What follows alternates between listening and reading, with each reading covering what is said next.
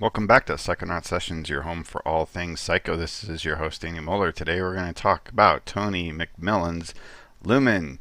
I love Tony McMillen. Tony McMillen is a fellow cartoonist that I discovered in the Cartoonist Kayfabe Ringside Seats community, and he blows me away. He's an author, he's a musician, all-around Renaissance man, and has one of the more unique styles, truly, of anybody out there.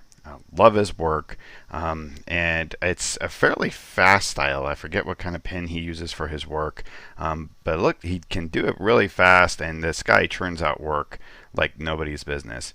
Really interesting effect that this cover is having with my camera. This is pure red background on the cover here, and it's creating this like odd fizzle on the screen. So let that sit in your brains, ladies and gentlemen. I'm just going to go ahead and go through. I'm not going to go through this book in detail because you need to go out and buy it. There'll be a link in the description. It's an incredible book. But Lumen, essentially, the concept is that there is this place of eternal night called Noctera. I guess it's the entire planet. But pure eternal night, so there's no daytime in this place. And lumen is really the stuff, the substance of light that kind of helps keep things going. That it's like the currency. It's a source of power for the people who live in Noctera. And there's this boy Esteban who inherits uh, a suit, a power suit, and he uses his lantern to gather up the lumen and battles all sorts of crazy creatures. But look at this work. Look how magnificent this is. So dynamic.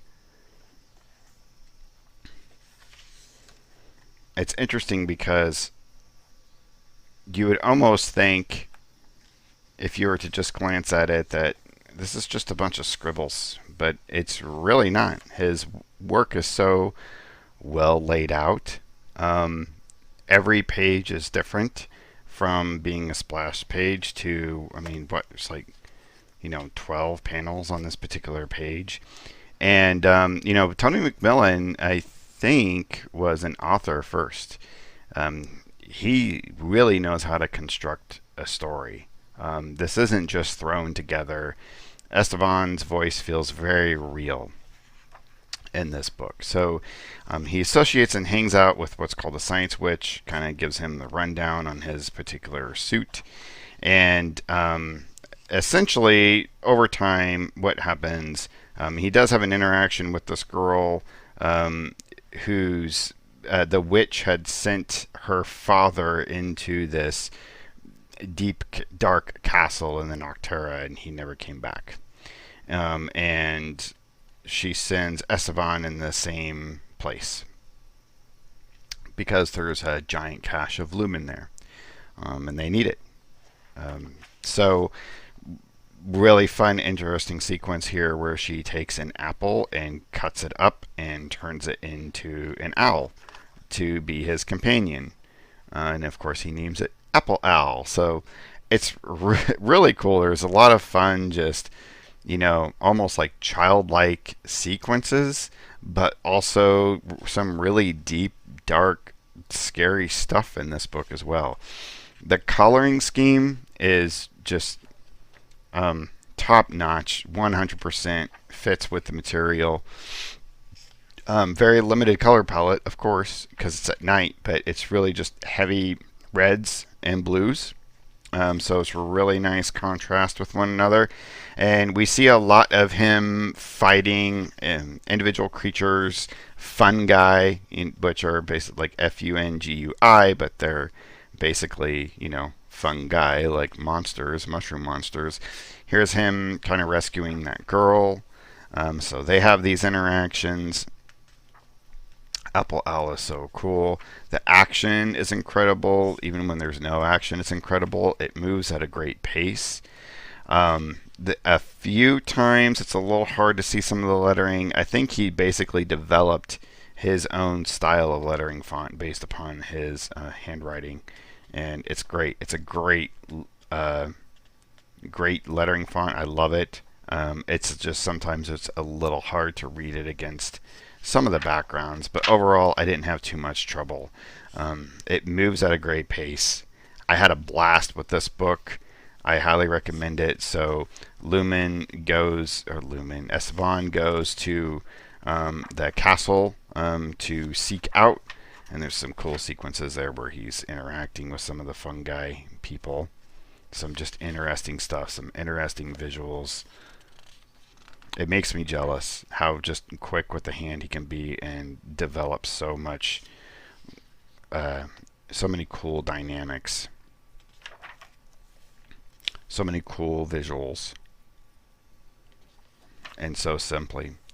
So here's a view of the major city where he goes, and eventually into the deep castle.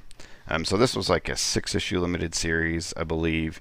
And what's really interesting about this is that as he goes deep into this castle underground, things get darker and darker and darker. Encounters all kinds of other manner of weird beings. Here's a really cool sequence. You're not, because there's light in the room, it's the way it comes off on the camera. But you can see the lantern in the dark, and you see something begin to formulate in the darkness. I mean, just his way of doing build up is amazing.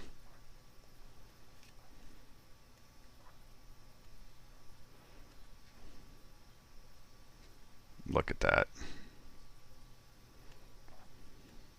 Can't say enough good things. Encounters some really interesting, curious creatures. He's really got this world developed. Like I said, I mean, he's a true writer. He constructs his work well. So kudos to you, Tony McMillen. I love this book. I'm only breezing through it fairly fast because I don't want to give it away. People really need to go out and buy this work. And buy his other stuff. He just recently came out with Attaboy, and he's got another great book, Serious Creatures, which is all about the making of movies. So it's like creature effects and stuff like that. So all around, I love his style, and he tells really good stories. He understands comics as a sequential form, yeah. Can't really say enough. Some pretty cool pinups in here. Some pinups in the back by Jesse Lonergan, Pat Kelly, Guy Pascal Velez, Stephen Culp, and Dan Wilder, and JB Sapienza. So it's cool to see some different perceptions of the Noctera environment and Esteban. Love it. I love seeing pinups and different interpretations of characters from other creators. So yeah, really good book, well worth it. He's got an Etsy shop, so please go buy his stuff. You don't want to miss out on this, ladies and gentlemen. Keep it psycho.